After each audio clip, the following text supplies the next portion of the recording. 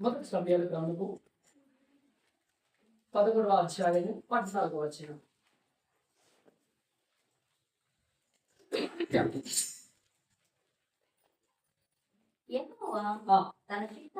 తన చిత్తానుసారమైన మనస్సుపై రాయుపరి కనుగొని ఉన్నాడు. తన చిత్తానుసారమైన మనస్సు దేవుని చిత్తానుసారమైనటువంటి మనుషుల్ని కనుగొని ఉన్నాడు.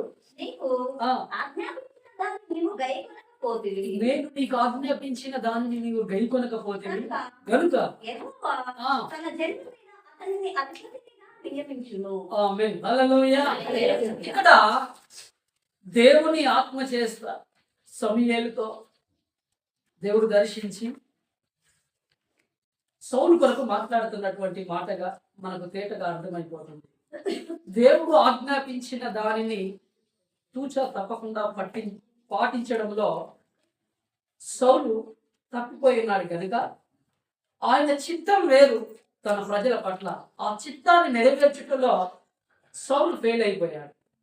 కాబట్టి దేవుడు అంటున్నాడు ఏమని, నా చిత్తానుసారంగా నా ఆజ్ఞలను పాటించే ఒకరిని నేను కనుగొని ఉన్నాను. ఆ మాట పలుకుతున్న సమయంలో అసలు దావీదు లేనేలేదు. దావీదు లేదలేదు. భూమి మీదకి రాకముందే తన చిత్తాన్ని నెరవేర్చేవాడు ఉన్నాడన్న సంగతిని దేవుని ఆత్మ చేత సౌలుతో ఆ ప్రవక్త అయినటువంటి సమూయేలు మాట్లాడుతున్నటువంటి వారిగా ఉన్నాడు. అంటే దేవుడు చెప్పిన మాట ప్రకారము నడవకుంటే ఆ స్థానంలోనికి ఇంకొకరిని దేవుడు ఎంచుకుంటాడని చెప్తున్నటువంటి మాట. హల్లెలూయా. అర్థమవుతుందా? దేవుడు మనకిచ్చినటువంటి ఆయుష్ కాలములో మనము ఆధ్యాత్మికంగా నడిచే విషయంలో ఒకవేళ తొలగిపోయినట్లయితే మన విషయమై ఒక చిత్తం కలిగి తను సాక్షిగా నియమించాలని, మన కుటుంబాన్ని సాక్షిగా ఉంచాలని మనం చేసిన ప్రతి ప్రార్థనని, అడిగే ప్రతి దాన్ని అనుగ్రహిస్తూ ఆయన ప్రేమని వెల్లడిపరుస్తూ ఆయన ప్రేమ స్వరూపిగా నీకు తోడుగా ఉండి సమస్త విషయములన్నింటిలో కూడా సహకారిగా ఇప్పటి వరకు నడుస్తూనే ఉన్నాడు. నువ్వు ఆయన మాటకు ఎంతగా లోబడి విధేయత కలిగినటువంటి వ్యక్తిగా నువ్వు ఉంచున్నావో ఒకసారి నువ్వు ప్రశ్న వేసుకో. ఎందుకంటే ఆదాముతో ఆజ్ఞాపూర్వకంగా చెప్పాడు ఏమని, నేను సృష్టించినటువంటి ఈ తోటలో ఉన్న సమస్తాన్ని కూడా నువ్వు నిరభ్యంతంగా తినవచ్చు, కానీ నేను చెప్తున్నాను ఏమని, నేను నాటినటువంటి ఈ చెట్టు యొక్క ఫలాన్ని నువ్వు తినొద్దు అనే ఆజ్ఞని జారీ చేశాడు. అన్ని తినచ్చు, ఇది మాత్రం తినద్దు. మనం ఏదైతే చేయొద్దంటామో అదే చేస్తాం. మానవుని యొక్క నైజం అది. అదవుతుందా? దేవుడు ఏదైతే చెప్తాడో దాన్ని చేయడానికి అపవాది సాతాను మనుషుల ద్వారా కానీ లేకపోతే తన హృదయంలో పుట్టిన ఆశ ద్వారా కానీ ప్రేరేపితమైపోయే వారిగా ఉంటారు. దేవునికి విరుద్ధమైన కార్యాలు ఈరోజు చాలా మంది ఎందుకు చేస్తున్నారు అంటే ఇది మనుషుల యొక్క నైజం. ఎవరైతే తన మీద తనకు ఏముండాలి, సెల్ఫ్ కంట్రోల్, మనం చేసేది రైటా రాంగ్, ఇది దేవునికి వ్యతిరేకమా లేకపోతే దేవునికి చిత్తమా అన్న సంగతిని ఎంతమంది గ్రహించి నడిచేవారిగా ఉంటారు, వారిని దేవుని చిత్తానుసరమైన మనుషులు అంటారు. హల్లెలూయా. ఇక్కడ దేవుడు చెప్పినటువంటి మాట ప్రకారము రాజ్య పరిపాలన చేతిలో సౌలు ఏమైపోయాడు, పేదైపోయాడు. తిరిగి మరలా ఆ స్థానాన్ని భర్తీ చేయడానికి దావీదుని తన చిత్తములో తన ప్రజలని పరిపాలించటలో ఆ రాజు స్థానంలో నియమించబోతున్నాడు. హల్లెలూయా.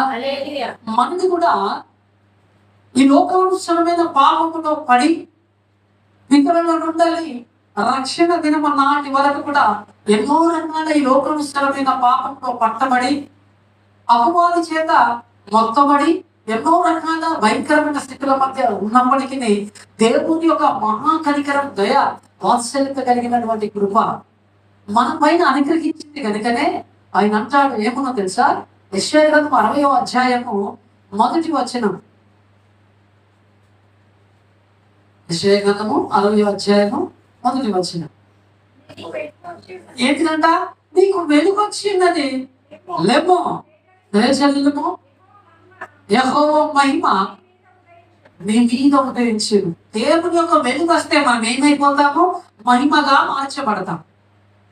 ఏంగా మార్చబడతాము? ఎందుకంటే ఆయన వెలుగు మన మీద ప్రకాశిస్తుంటుంది. గెత్సెమనే తోటలో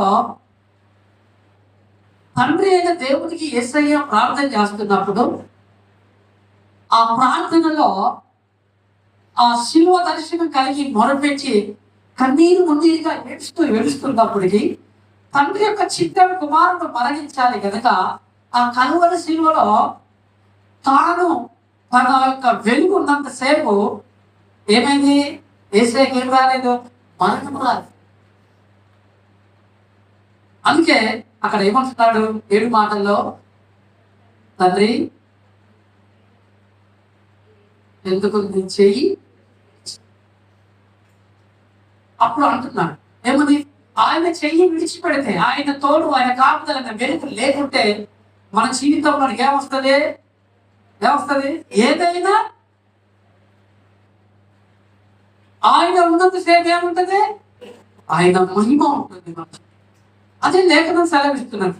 రక్షణ దినము లేనప్పుడు ఇష్టానుసారంగా బ్రతికాం, కానీ రక్షింపబడిన తర్వాత ఆయన వెలుగు నీ మీద ప్రకాశించబడిన తర్వాత నువ్వు లేవాలి. ఎలా? ఆధ్యాత్మికంగా లేకపోవడం.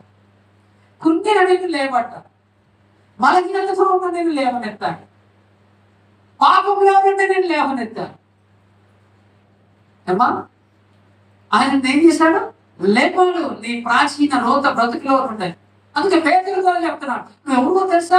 చీకటిలో నుండి ఆశ్చర్యకరమైనటువంటి ఆయన వెలుగులోనికి పిలువబడినటువంటి వ్యక్తిని నువ్వు. దేవుని వెలుగులో పిలువబడి వెలుగుగా నిలబడవలసి ఆయన నామ మహిమ నీలో ప్రకాశింపబడినటువంటి వ్యక్తిగా ఉన్నావు. నువ్వు సాధారణమైనటువంటి వ్యక్తిగా ఉండడానికి లేదు. దేవుడు ఇచ్చిన అర్హత నీకు, దేవుడు ఇచ్చిన అవకాశం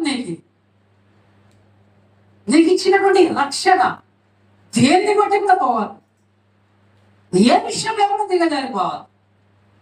ఏ స్థితి కలిగిన పరిస్థితిని ఎదురైనా నీకు కలిగిన దేవునితో ఉన్నటువంటి ఆ సంబంధాన్ని పోగొట్టుకునే అవకాశం ఉండాలి. ఆయన తెలకుండా మన జీవితంలో ఏది రాని స్పష్టంగా చెప్తున్నాడు. ఏమని నీ తల వెనుకలు ఒకటి తెల్లది నల్లగా ఉండకు, నల్లది తెల్లగా ఉండకు, నా ఆజ్ఞ లేనిదే జరగదు అంటున్నాడు. ఒక మనము పట్టింపు చేయనటువంటి వెంటిక విషయమే అంత శ్రద్ధ కలిగితే మరి ఇంత మనిషిని ఆయన పట్టించుకోలేదట. తప్పకుండా పట్టించుకునే దేవుడిగా ఉన్నారు. మన పరిస్థితులను చూస్తాం, దానిని విడిపించగలిగిన దేవుడు మన పట్ల ఒక చిత్తం కలుగుతున్నాడన్న సంగతిని మనం గ్రహించేవారంగా ఉండాలి. కలుగుతున్నటువంటి వాటి విషయంలో మాత్రమే మనం తొందరపాటు నిర్ణయాలు తీసుకొని కొన్నిసార్లు సరి అయినటువంటి ఆధ్యాత్మికమైనటువంటి స్థానంలో నుండి ఏమైపోతామో తొలగిపోతాం. దేవుడు పదే పదే పదే పదే మాట్లాడతాం. మీకు తెలుసా? కొన్ని వారాల నుంచి చెప్తున్నాడు దేవుడు, ఆజ్ఞ అతిక్రమమైన పాపము జరగలేకుండా క్రమబద్ధీకరమైనటువంటి ఆధ్యాత్మికతమైనటువంటి విశ్వాసంగా నువ్వు బ్రతకాలన్న సంగతిని ఆజ్ఞల కొరకే మాట్లాడుతున్నాడు. ఆయన మాట ప్రకారం నడిచే వ్యక్తిగా నువ్వు ఉండాలని మాట్లాడుతున్నాడు. నువ్వు దేవుడి వాక్యాన్ని మరి ఎంత శ్రద్ధగా వింటున్నావో నీకే తెలుసు. మనుషులు రొట్టె మాత్రం కాదు, కానీ దేవుడి నోటి నుండి వచ్చినటువంటి మాట వలన బ్రతుకుతాడు అంటున్నాడు. లోకంలో ఉన్న వారందరూ బ్రతుకుతలేరంటే బ్రతుకుతున్నారు. వారు బ్రతుకుతున్నటువంటి బ్రతుకుగా నీ బ్రతుకుండదు. నువ్వు ఆధ్యాత్మికంగా ఎలా ఉండాలి? ఆ మహిమ కలిగిన మహారాజు ఎదుట నిలబడగలిగినటువంటి వ్యక్తిగా ఉండాలి. ఆ సింహాసనం ఎదుట, ఆ ధవల సింహాసనం ఎదుట నువ్వు ఎలా ఉండాలి? తలంచుకొని నిల్చునే వ్యక్తిగా నువ్వు ఉండాలి. అది ఈ లోకంలో బ్రతుకున్నప్పుడే సాక్షిగా బలం పొందుకొని ఆత్మచేత అభిషేకింపబడిన వ్యక్తిగా ఆధ్యాత్మికత కలిగినటువంటి ప్రవర్తనలో పొరపాటున కూడా ఈ లోకానుసరమైన ఏ పాపం అంటలేనటువంటి పరిస్థితులుగా, నీతిమంతులుగా, యథార్థవంతులుగా, సత్యాన్ని అనుసరిస్తున్నటువంటి వ్యక్తులుగా మాత్రమే బ్రతకాలి. అలా బ్రతకాలి అంటే మనంతట మనం బ్రతకలేము కనుక ఆయన మాటలే మనని ఏం చేస్తున్నది? బ్రతికిస్తున్నాయి. అందుకే దేవుని మాట ప్రకారం నడిచే వారముగా మనం ఉండాలి. మన విశ్వాస జీవితము లోకస్తుల వలె ఉండకూడదు. ఒక క్రమం, ఒక కట్టడ, ఒక నియమం, ఒక ప్రతిష్ట, ఒక ప్రత్యేకత, ఒక తీర్మానం. దేవుడు అనుగ్రహించే ప్రతి దాని విషయంలో మనం కృతజ్ఞత కలిగినటువంటి వారముగా ఉండాలి. అందుకే ప్రభు అంటున్నాడు, మీరు కృతజ్ఞతాస్తుతులు చెల్లించండి. ఆత్మను ఆత్మకుడి చేస్తే ఏమైతుంది అంటే దేవుడు అనుగ్రహించిన ఆత్మ ఆరిపోతుంది. ఆరిపోతున్నట్టు దాని అర్థం ఏంటి? దేవుడు ఆత్మని దూరమైందన్నట్టే కదా. దీపం ఆరిపోతే వెలుగుతుందా, చీకటి ఉంటుందా? మరి దేవుని ఆత్మ ఆరిపోతే నీ బ్రతికి ఎట్లుంటుంది? దేవుని ఆత్మ నీలో ఉంటే ఎలా ఉంటది? వెలుగైనటువంటి దేవుని ప్రకాశమానమైన మహిమ నీ పైన అంతరింపబడుతుంది కనుక నువ్వు వెలుగుగా ఉంటావు. అట్లుంటావు, వెలుగుగా ఉంటావు. ఇప్పుడు పాత బట్టలు వేసుకున్న వ్యక్తి ఎలా ఉంటాడు, కొత్త బట్టలు వేసుకున్న వ్యక్తి ఎలా ఉంటాడు? నీకు అర్థం కావాలి. కొత్త బట్టలు వేసుకున్న వ్యక్తి ఎట్లుంటాడు? ప్రత్యేకంగా. మన నీకే వస్త్రం అలంకరింపబడిందని దేవుడు అంటున్నాడు. రక్షణ వస్త్రం అలంకరింపబడింది. నువ్వు ఒక వస్త్రాన్ని ధరించుకొని ఉన్నా, ఆ వస్త్రము లోకస్తులకు ఎలా కనబడాలి? మహిమగా కనబడాలి. ఎలా కనబడాలి? మహిమగా కనబడాలి. ఈ లోకవస్త్రమైనటువంటి వస్త్రమును కడుపేద స్థితిలో 200 చీరైనా మంచిది, 500 డ్రెస్ అయినా మంచిది. ఇదిగా కనబడవలసింది. దేవుడు అనుగ్రహించినటువంటి ఆ రక్షణ వస్త్రం కనబడ. అందుకే అంటున్నాడు ఏమని? ఆయన వెలుగు నీ పైన ప్రకాశించింది. వచ్చింది. గుర్తుపడుతున్నావా? దేవుడు నిన్ను పిలిచాడన్న సంగతి గుర్తుపడుతున్నావా? దేవుడు నేను ఎంపిక చేస్తున్నాడు సంగతి గుర్తుపడుతున్నావా? దేవుడిని ఎంపికలను ఉన్న సంగతి గుర్తుపడుతున్నావా? దేవుడు నీకు అవకాశం ఇస్తున్నాడు దేవుని మందిరంలోనికి రావడానికి. దేవుడు అవకాశం ఇస్తున్నాడు దేవుని మందిరంలో నువ్వు ప్రార్థన చేయడానికి. దేవుడు అవకాశం ఇస్తున్నాడు దేవుని మందిరంలో నువ్వు స్తుతించి ఆరాధించడానికి. ఈ అర్హతని నువ్వు పోగొట్టుకునే అనుభవంగా ఉన్నట్లయితే దేవుడి దృష్టి ఏమన్నట్టు? ఆత్మకున్న అనుభవంలోకి వెళ్తే నువ్వేమి దీని విషయం నీకు అర్థం కాదు. దేవుడి సన్నిధి, దేవుని యొక్క సన్నిధిలో ఉన్న మహిమ నువ్వు అర్థం చేసుకోలేవు. నీ ఇంటిని ఎలా చూస్తావో మందిరాన్ని కూడా అలాగే చూస్తావు. ఉదాహరణ మందిరానికి వెళ్దాం, మందిరానికి ఈ వారం పోకుంటే ఏమవుతుంది, మళ్ళీ వారం పోకుంటే ఏమవుతుంది? ఆ దేవుడి మందిరాన్ని నేను పాడకుంటే మీతో లేదా పాడేటోళ్ళు. కానీ నీకు ఇచ్చిన అర్హత పోగొట్టుకుంటున్నావు, నీకు ఇచ్చిన అవకాశాన్ని పోగొట్టుకుంటున్నావు, నీకు ఇచ్చిన దేవుని చిత్తంలో ఉన్నటువంటి ఉన్నతమైన ఆశీర్వాదాన్ని పోగొట్టుకుంటున్నావు. వాస్తవానికి సౌలు ప్రజలందరి మధ్యలో ఎంపిక చేయబడిన ఏకైక రాజుగా, మొట్టమొదటి రాజు భూమి మీద. ఎంత గొప్ప అర్హత! అన్ని లక్షల మందిలో దేవుని దృష్టిలో, మనుషుల దృష్టిలో ఎంత ఘనమైన స్థానాన్ని ఇచ్చాడు దేవుడు, ఎంత ఘనమైన స్థానాన్ని ఇచ్చారు ప్రజలు. మాకు రాజుగా ఉండాలి అంటే, సౌలు రాజు అంటే ఓకే అన్నారు. అవునంట. విశ్వాసులు నీకు ఏం కావాలి? గౌరవించేటట్టు బ్రతకాలి. లోకస్తులు నీకు గౌరవించేటట్టు బ్రతకాలి. దైవజనుడు నిన్ను చూసి గర్వపడే రీతిగా, దేవుడు నిన్ను చూసి గర్వపరిచే రీతిగా నీ బ్రతుకు కట్టుకోవాలి. ఇది దేవుడి చిత్తం. దావీదు ఎవరో తెలుసా? నా హృదయానుసారం, నా హృదయంలో ఏముంటే దావీదు అలా ప్రవర్తిస్తాను. నా చిత్తం చేయడానికి ఆయనకు అసలు ఏం లేదు, వేరే ధ్యాసే లేదు. అయ్యా నువ్వు రాజు అంటే నేను రాజునైనా ఎప్పుడు నీ సన్నిధిని సిద్ధపరచాలని మనసుతో ఉంటాను. ఎప్పుడు ఏమైతుంది? ఎప్పుడు నీ సన్నిధిలో నా కంఠస్వరం వినిపించాలి. ఆయన సింహాసనం మీద కూర్చుండి ఆజ్ఞాపిస్తే ప్రజలందరూ లోబడే అధికారం కలిగిన స్వరం అది. అవునంటారా కాదంటారా? ఇప్పుడు రాజు స్థానంలో ఉంటే రాజు ఏం చెప్తే ప్రజలంతా చేయాలా లేదా? ఇప్పుడు ఈయన స్వరానికి ఎంత విలువ ఉన్నది? ఆయన అంటున్నాడు, ప్రజల ముందు నేను అధికారిగా భీకరమైన ఆజ్ఞను జారీ చేయగలిగిన ఉన్నతమైన శ్రేష్టత కలిగిన నా స్వరం ఇక్కడ వినిపించడం రాజనగరిలో కంటే నీ మందిరములో, నీ సన్నిధానములో నేను నా కంఠస్వరాన్ని వినిపించడం నాకు ఇష్టం. అంత గొప్ప స్థానంలో ఉంచిన ఆయన దేవుని సన్నిధిలో ఉండడానికి తను పడిన తపన, ఆతృత, దేవుని మీద ఉన్న ప్రేమ, మక్కువ, ఆశ ఎంత తీవ్రత కలిగి ఉందని ఎవరైనా గమనిస్తున్నావా?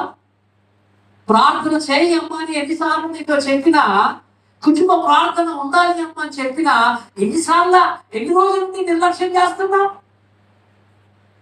పెడచెవిలో పెట్టి ఎట్లా సాగిపోతున్నావు? ఉందా వ్యక్తిగత ప్రార్థన జీవితం అని చెప్పినప్పుడు? అంటే నువ్వేం చేస్తున్నావు తెలుసా? లోపడితేలేవు దేవుని మాట, విధేయత చూపిస్తున్నావు దేవుని మాట. ఆయన మాట వింటే మహిమను చూస్తావు. ఆయన మాట వింటలేవు కనుక ఏం చూస్తున్నావు నువ్వు? శాపం ఉన్నట్లేదు. ఇంకా పరిస్థితులన్నీ ఎట్లున్నాయి? కళ్ళలో అన్ని పరిస్థితులు దిగజారిపోయినా నువ్వు మాత్రం దిగుతలేవు. నువ్వు గర్వం నుండి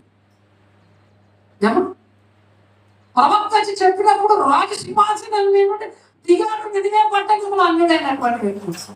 అమ్మో, దైవజనుడు చెప్పాడు. మామూలు వ్యక్తిగా చెప్పి దైవజనుడు చెప్పాడు.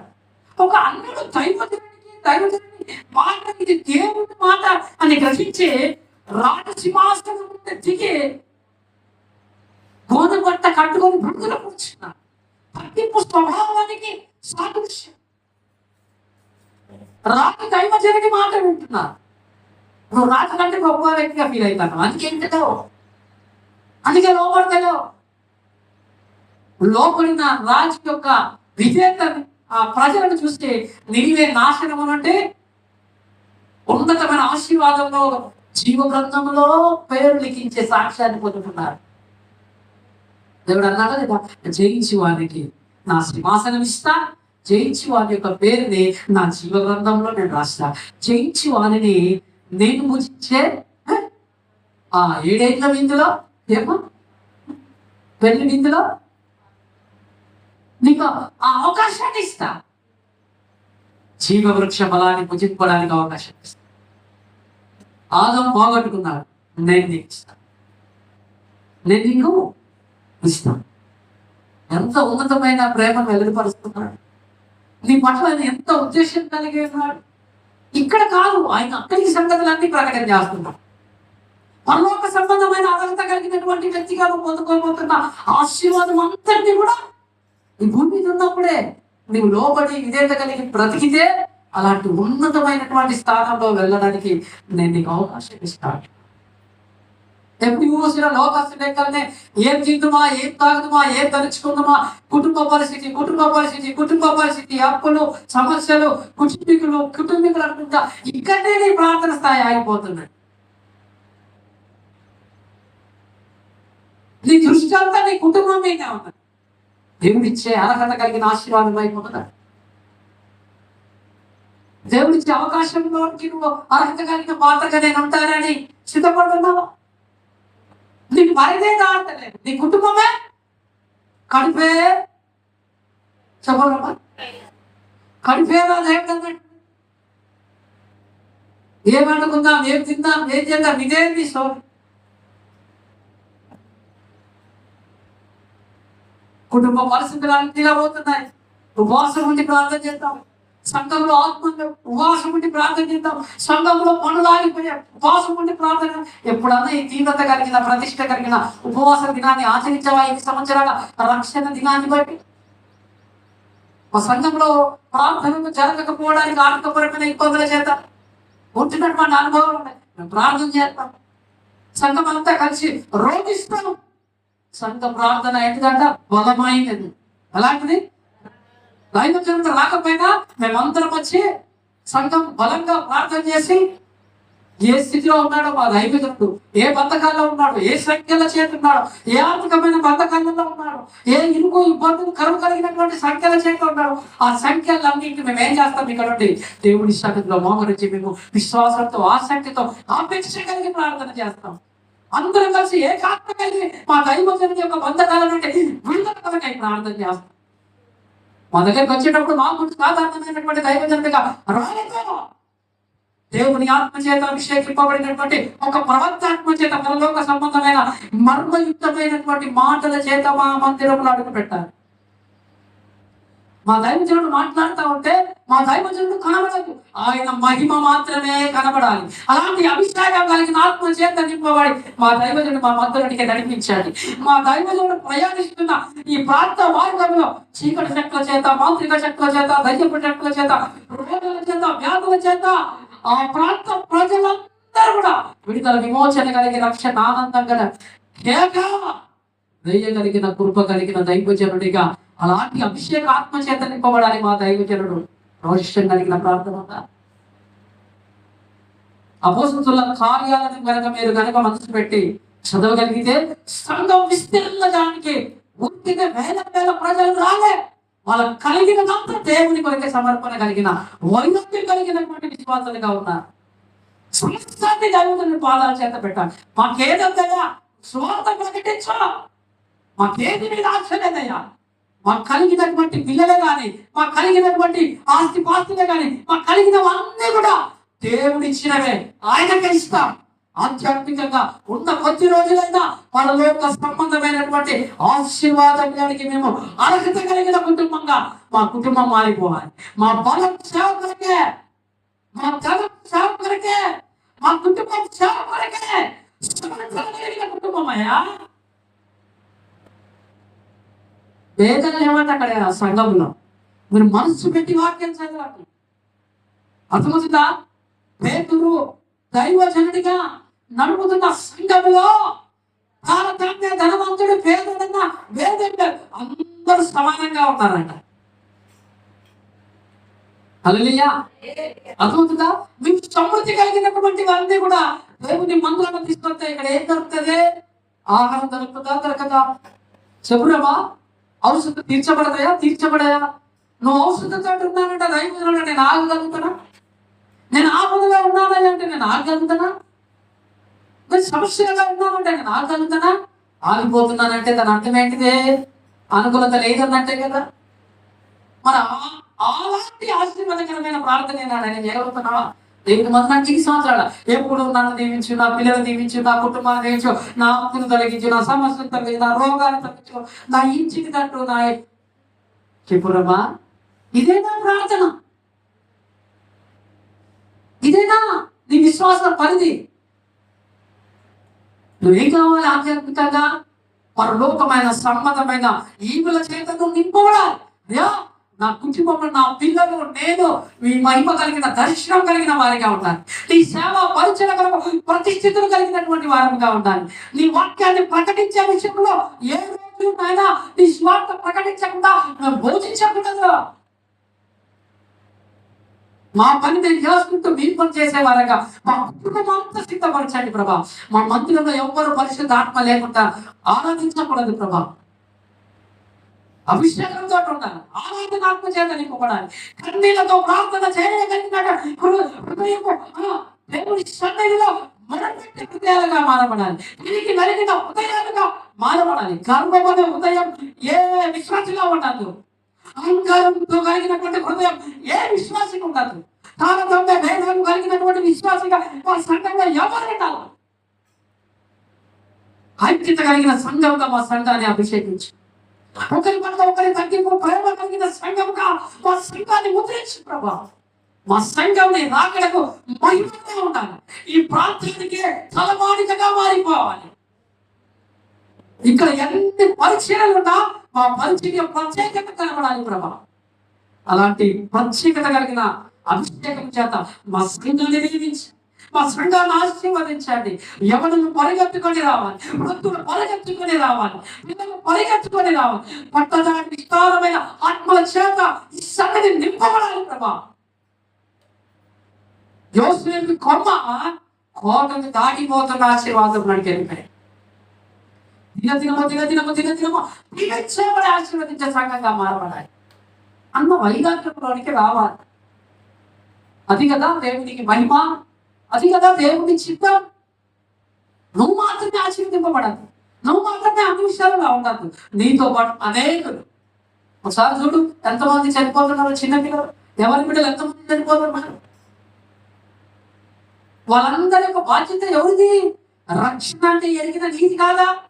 దేవుడు అంటే తెలిసిన నీతి కాదా? నీ కలిగిన సమస్యను విడిపింపబడినప్పుడు నువ్వు ఎంత సంతోష సాక్షిగా మారిపోయావు.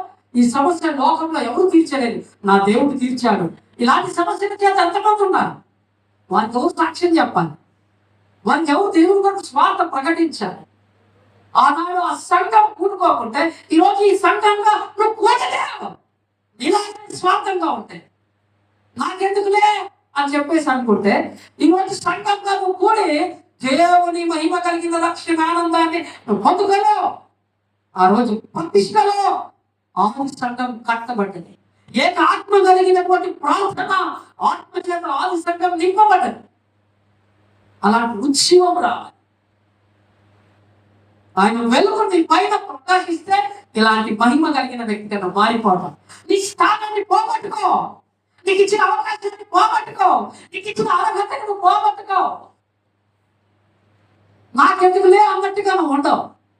నాకు అవసరమయ్యా, నేను సంతోష పెట్టడం నాకు అవసరం, నేను ఆనందపరచడం నాకు అవసరం, నేను చిత్తం చేయడం నాకు అవసరం. నా కొరకు ప్రాణం పెట్టిన దేవానికి ఏమి ఇచ్చినా తక్కువే కదా. అవును కదా కాదు? దేవుని సన్నిధానంలో నడిపింపబడిన నీవు ప్రతిరోజు దేవుని సన్నిధిలో ప్రార్థన చేసే అర్హత కలిగిన వ్యక్తిగా ఉన్నావు. ప్రార్థనను పోగొట్టుకో, కుటుంబ ప్రార్థనను పోగొట్టుకో. లోకం అందరూ అన్ని రకాలుగా అనుభవిస్తున్నారు. మనం అలాంటి వ్యక్తులుగా ఉండాలి. నువ్వు చూడండి, అన్ని జనాలు ఎంత వైభవంగా చేస్తున్నారు. ఘనమైనటువంటి వారి భక్తి ఎంత శ్రద్ధలతో కొలుపుతున్నారు. అవునంటావా కాదు? ఎంత దూరమైన ప్రయాసంతో ఎంత చక్కటి భక్తి చేస్తున్నారు. మరి మనం ఎందుకు చేయకూడదు? మనం ఎందుకు ఆయన వైపు తిప్పబడకూడదు? మనం ఎందుకు అలాంటి తీర్మానం కలిగిన వ్యక్తిగా ఉండకూడదు? మన సంఘం దీవించబడాలనే మనస్సు నీకుందా? మన కుటుంబంతో పాటు అనేక కుటుంబాలు ఆశ్రయించకూడాలన్న ఆలోచన నీకుందా? అయితే ఒక తీవ్రత కలిగినటువంటి వ్యక్తిగా ఈ స్థలంలో నుండి ఒక పెద్ద తైలాభిషేకము చేత ముద్రింపబడుతూ దావీదు దేవుని హృదయానుసారుడుగా వాగ్దానము పొందుకున్నటువంటి అర్హత కలిగిన ముద్ర ఈ స్థలములో నా దేవుడు నీకు అనుగ్రహించి అభిషేకించి పంపునుగాక. దావీదు పైగా అనుగ్రహింపబడినటువంటి అభిషేకం నీ పైకి దిగి వచ్చునుగాక. అలాంటి కలిగిన పాత్రగా వాడబడదు. అలాంటి ప్రార్థన చేసే, అలాంటి వైరాగ్యం కలిగిన వ్యక్తిగా, అలాంటి తీవ్రత కలిగినటువంటి వ్యక్తిగా నువ్వు సిద్ధపడు. అనేకులను సిద్ధపరచు. ఏదో ముస్లిం అంటూ మందిరానికి రావడం, ముస్లిం అంటూ ఇంటికి వెళ్ళడం కాదు. నీ భక్తిలో శక్తి ఉండాలి. నీ భక్తిలో ఏముండాలి? దేవునికి సంబంధించిన శక్తి ఉండాలి. ఇక్కడికి వచ్చిందంటే నీ విశ్వాసము బలపరచబడాలి తప్ప బలహీనపరచబడకూడదు. ఈ వాక్యం నీకు అర్థమైతే నీ నోటి మాట ద్వారా నామకార్థపు మాటలు రావు, అల్ప విశ్వాసం మాటలు రావు, జరుగుతుందో జరగదో అనే మాట రాదు, అవుతుందో కాదు అనే మాట రాదు. దేవుని మాట నీకు అర్థమైంది, దేవుని యొక్క వాక్యం నీకు అర్థమైంది, దేవుడిని ఎంతగా ప్రేమిస్తున్నాడో నువ్వు గుర్తుపడితే ఆయన ప్రేమ నుండి నువ్వేం కావు దూరపరచు. అలా సంఘం అంతా సిద్ధపడాలి. ఒకరినొకరు అర్థమవుతుందా? ప్రతి ఒక్కరు పురికొల్పబడాలి, ప్రతి ఒక్కరు సిద్ధపడాలి. అర్థమవుతుందా? లోకానుసరమైన బంధువు కంటే ఆధ్యాత్మికమైనటువంటి పరలోక సంబంధమైన ఆత్మ చేత నువ్వు ఎంతో ఉన్నతమైన స్థానంలో ఉన్నటువంటి వ్యక్తిని నువ్వు సాధారణంగా విశ్వాస జీవితాన్ని చేయాలి. దేవుడు నీకు ఇచ్చిన వరం, దేవుడు నీకు ఇచ్చినటువంటి కృప నువ్వు పోగొట్టుకో. అది నీకు ఇచ్చిన ధన్యత, అది దేవుడికి ఇచ్చిన ఉన్నతమైన శ్రేష్టమైనది. వాళ్ళు ఇస్తేనే నేను ఇస్తా, వాళ్ళు చేస్తేనే నేను చేస్తా, వాళ్ళు వస్తేనే నేను వస్తా, వాళ్ళు పోతేనే నేను పోతా. నువ్వు ఎప్పుడు ఎదుటి వ్యక్తితో పెట్టుకో. నీకు ఇచ్చిన బలం, నీకు ఇచ్చిన ఆరోగ్యం, నీకు ఇచ్చిన కుటుంబం నీకే సొంతం. సొంతమైపోవాలి పాటకు మాత్రమే పరిమితం కావద్దు. సొంతమైన తర్వాత పాడు. ఆ పాటలో ఉన్న మాధుర్యం ఏందో నీకు అర్థమైపోతుంది. దైవజనుడు రాసినటువంటి ఆ పాటలో లోతైన సత్యం ఏంటిదో నీకు అర్థమైంది. నామకార్థకు భక్తి చేస్తున్నంత సేపు నువ్వు ఎలా ఉంటావు? నిత్య భక్తిలో ఉంటావు. అందుకే నా దేవుడు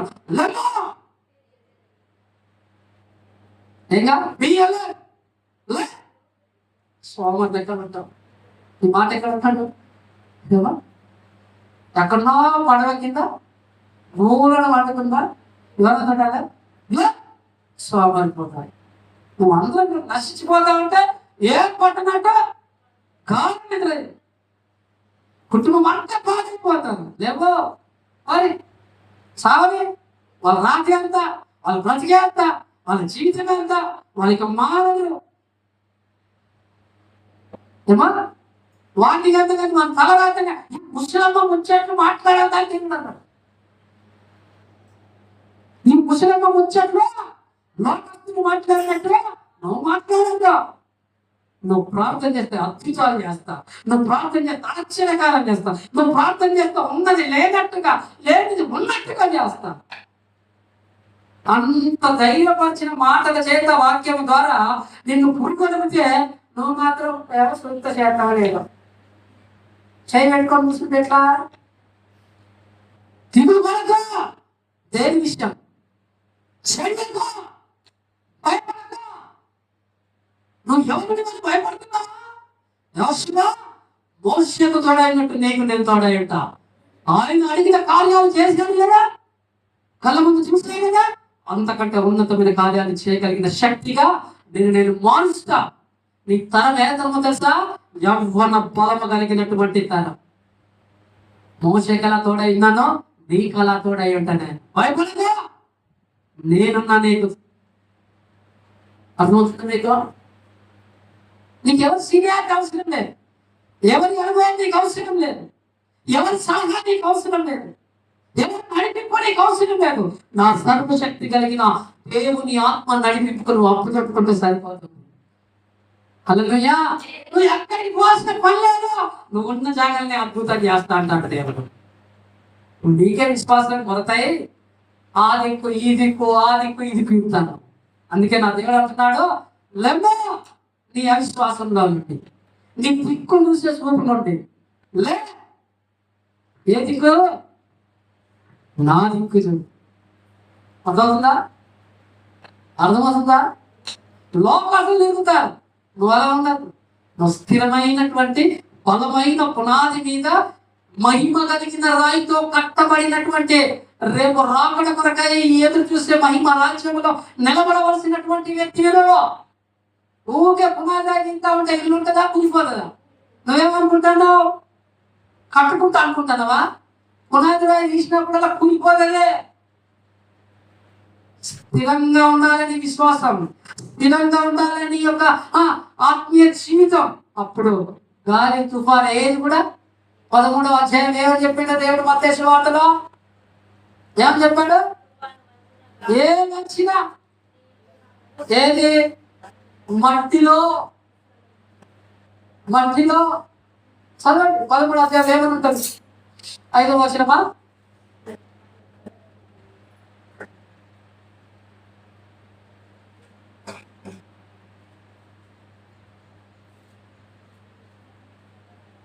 ఐదు విచారమైనటువంటి దాని చేత నీకు ఇచ్చినటువంటి ప్రతి ఆశీర్వాదం అంతే ఏమైపోతుందంట చెప్పురమ్మా.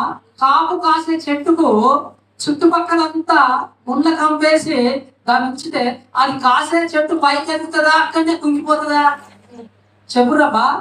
అప్పుడు చేసి ఇటువంటి పని ఒక టమాటా చెట్టు వేసిరు, దానికి దానికి పాదు వేసి ఒక మంచి తాడు కట్టేసి పైకి ఎత్తే అదేమైపోతుంది?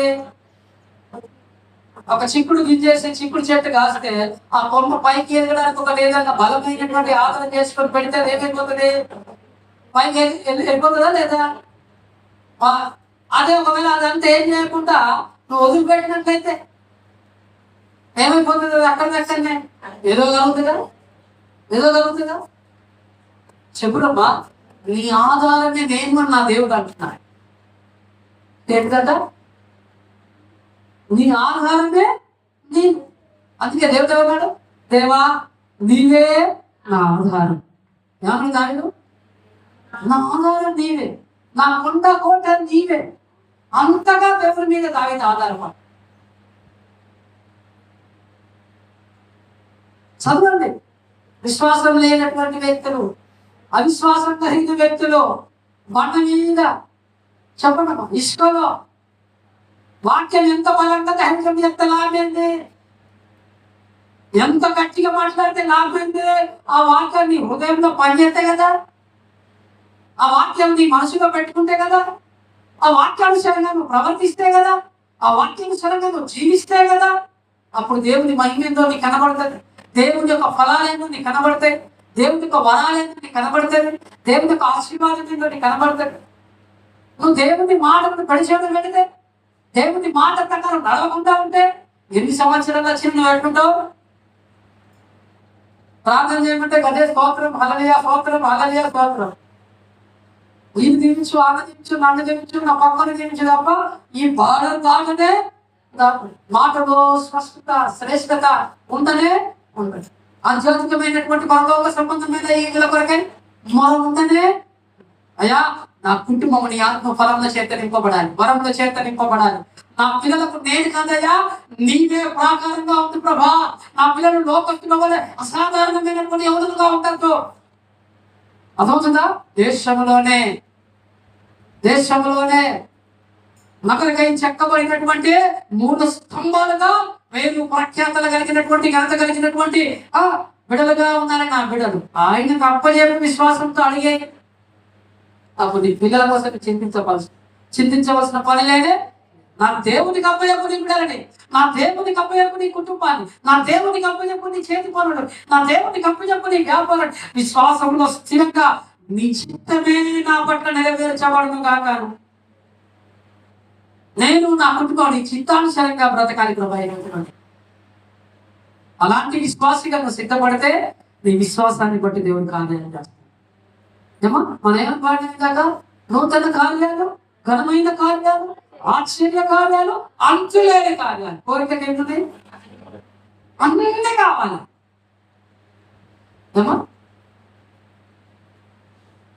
సైకిల్ రాకుండా కారు అడిగినట్లే, సైకిలే రాదు సైకిల్, నా కారు నేను కారు పట్టినట్టు.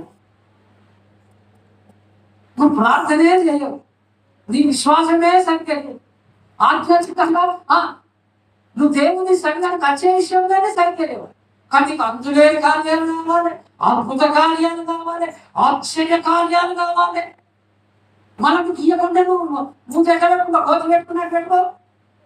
ఏమో కోతండి అక్కడ ఏం కావాలి, కోతంత మాత్రం అంతే.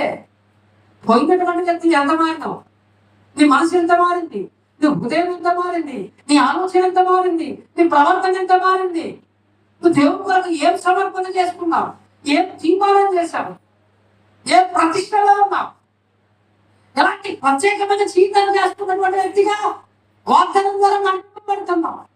దేవుడు నీకు ఇష్టంగా కృతజ్ఞత కలిగి ఉన్నావు.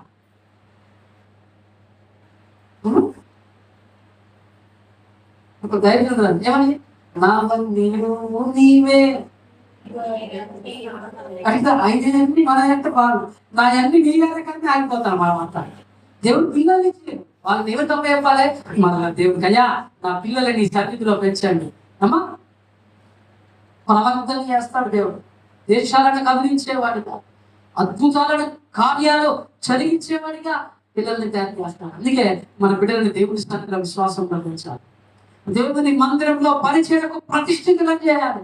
అప్పుడు వాళ్ళకు ఏం రాదో, లోకానుసరమైన పాపము ఆలోచన, లోకానుసరమైనటువంటి పోకడలోనికి వారు వెళ్ళిపోరాడు. వారికి దేవుని సన్నిధి తోడుగా ఉంటుంది, వారికి దేవుని సన్నిధిలో మహిమ ప్రభావం ప్రకాశిస్తుంది. కనుక వారు ఎలా ఉంటారో కదిలించబడినే. మనము మన కుటుంబాన్ని అలాంటి ఆధ్యాత్మికమైనటువంటి వెలుగుతో ప్రకాశింపబడాలని ఈరోజు మన మత్తు నుండి మనని ఏం చేస్తున్నాడు దేవుడు, లెమ్మో ఏమంటున్నాడు, లెమ్మో ఒక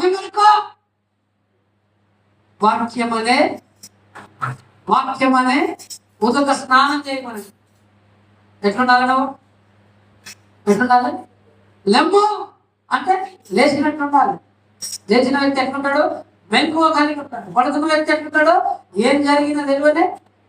అందుకే నా దేవుడు అంటున్నాడు, నీ విశ్వాస జీవితంలో ఏమైపోయావు తెలుసా, నువ్వు పడుకున్న అనుభవంగా ఉన్నావు, మత్తు కలిగిన వ్యక్తిగా మారిపోయావు. నా దేవుడు అంటున్నాను, లేమో ఏం చేయాలి, మళ్ళీ లేచి సహజం వెళ్ళాలంట. అమ్మో నేను పోగొట్టుకున్నాను, నాకు మళ్ళా తిరిగి కావాలి. అమ్మో నేను ఇలాంటి వ్యక్తిగా ఉండాలి. అమ్మో నాకు ఇచ్చిన అర్హతను నేను పోగొట్టుకోవాలి. ప్రభా నీ సన్నిధిలో నేను స్తుతించడం, ప్రభా నీ సన్నిధిలో ప్రార్థించడం, ప్రభా నీ సన్నిధిలో పరిచయం చేయడం, ప్రభా నీ కొరకు నేను బ్రతకడం. ఏమన్నాడు దేవుడు? గత 3 వారాల క్రితము దేవుని మందిరంలో ఒక దినం గడుపుతా 1000 దినముల కంటే శ్రేష్టం. ఒక్క వారం వచ్చిన ఒక పాట దేవుని సన్నిధిలో పడితే 1000 పాటలు పాడి, ఒక 10 నిమిషాలు ప్రార్థన చేస్తే 10 నిమిషాలు ప్రార్థన చేసినట్టే. అవునంటావా కాదంటావా? దేవుని సన్నిధిలో ఉన్నటువంటి నాణ్యతని నీకు ప్రకటన చేశాడు, విలువని నీకు ప్రకటన చేశాడు. ఆయన సన్నిధి, ఆయన మహిమ, ఆయన ప్రభావం, ఆయన ఉన్నతమైన ఆశీర్వాదం, ఎలాంటి అనుభవం నువ్వు ఉండవలసిన వ్యక్తిగా ఉన్నావో ప్రకటన చేస్తున్నాడు. 4 గోడలు మూసినట్టు విడగలింది. నీ మనోనేత్రం వెలిగింపబడితే ఇది మహిమ కలిగిన మందిరంగా కనబడుతుంది. ఏం కనబడుతుంది? మహిమ గల మందిరంగా కనబడుతుంది. ఆయన మహిమలోనికి రావడానికి నువ్వు నిర్లక్ష్యం చేయవి. ఎట్లుంటే పరిగెత్తుతా ఉంటావు, ఆదివారం ఎప్పుడవుతుందా అని, పరిగెత్తుతా ఉంటావు శుక్రవారం ఎప్పుడవుతుందా అని. లైఫ్గా చెప్పాను ఏమని, ఒక్కొక్క వారం చేయాలండి. సోమవారం ఎవరికి ప్రార్థన చేయమని చెప్పినా చెప్పురబ్బా. మంగళవారం, బుధవారం, బుధవారం చూసా, మంగళవారం, శనివారం. ఎప్పుడన్నా ఈ విషయం కొరకు భారంతో నాకు అప్ప చెప్పిండు నా దైవజనుడు, నేను అనేకుల కొరకు, సంఘం కొరకు, సేవా పరిచయ కొరకు, అనేకుల విమోచన రక్షణ కొరకై నేను మొరపెట్టాలని పరిగెత్తుకోవాలని చెప్పడైనా నీకు ఇచ్చినటువంటి ఆ పాత్రను పోషించావా? ఎట్లా ఆశీర్వదించబడతావు? ఎట్లా దీవించబడతావు? నమ్మకంగా కనబడగలగవు. నమ్మకస్తులే ఉన్నావు లేదు కదా. తుంచ తప్పకుండా బుధవారం వచ్చి దేవుడి సన్నిధిలో దైవజనుడు అప్పచెప్పినటువంటి ఈ యొక్క భారభరితమైన సేవలో ఘనమైన పాత్రగా నేనున్నాను ప్రభా అని ప్రార్థనలో గడపగలుగుతున్నావా? కన్నీళ్లతో ప్రార్థన చేయగలుగుతున్నావా? మళ్ళీ ఆదివారం రోజు ఈ యొక్క స్థలం అంతా కూడా ఏం కావాలి? ఏ రోజైనా ఈ భారంతో ఇక్కడ 4 కన్నీళ్లను రాలిపోయావా? చెప్పమ్మా, ఎంతసేపు జరగబట్టినట్టే ఇప్పుడే తెస్తావా? చెప్పమ్మా, ఏంటంట ఎప్పుడు దేవుడి దగ్గర ఇయ్యట్లేదప్ప. నువ్వు ఆయన వరకు ఏం చేస్తున్నావు? నిర్ణయం రాని అర్థమవుతుందా? నువ్వు చేసే కొద్ది రోజుల భక్తేగా దేవుని సంతోషపరిచి ఆయన చిత్తం చేసే వ్యక్తిగా మారిపో. అప్పుడు నువ్వు అర్థన ఆశీర్వాదాలు వస్తాయి, అర్థన దీవెనలు వస్తాయి, అర్థంగా నీ కుటుంబం అంతా ఉన్నతమైన శ్రేష్టత కలిగిన ఆశీర్వాదంలోకి వెళ్ళిపోతుంది. నువ్వు ఇలా పాటించి తూచా తప్పకుండా దేవుని యొక్క కార్యాలను నువ్వు చూస్తాం. అలాంటి కార్యాలు చూడాలని దేవుడి మాటలను నీకు ప్రకటన చేశాడు. దేవుడి మాటలను దీవించుని కాక. మోకరించండి, ప్రార్థన చేస్తున్నా. మోకరించండి. సర్వశక్తి కలిగిన దేవుని సన్నిధానానికి నడిపింపబడినటువంటి బ్రతుకు జీవితంలో